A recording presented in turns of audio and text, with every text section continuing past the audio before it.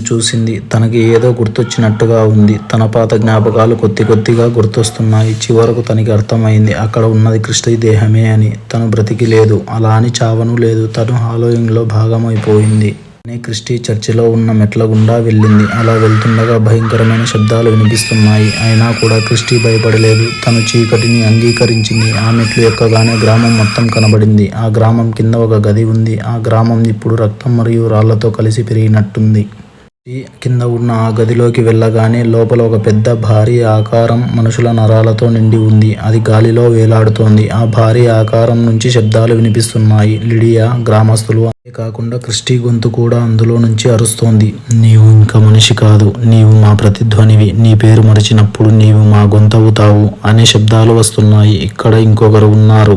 ఆకారం స్పష్టంగా లేదు. అది బావి వద్ద నిలబడి నీటిలోకి చేతులు చాపుతోంది. అది లోపల నుంచి ఏదో తీసుకుంది.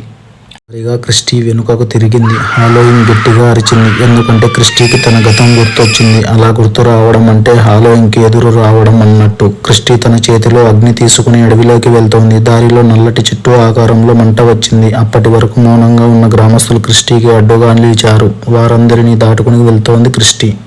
తను చర్చి దగ్గరకు చేరుకుంది. అక్కడ ఉన్న చర్చ్ కూలిపోయింది. దీక్షా స్థలంలో ఒక చీలిక ఉంది. అందులో పాత బలిదానాల కింద దాగి ఉన్న క్రిస్టి యొక్క ముసుగు ఇంకా వేడిగానే ఉంది. అది ప్రాణాలతోనే ఉంది. తను దానిని తీసుకొని బయటకు వచ్చింది.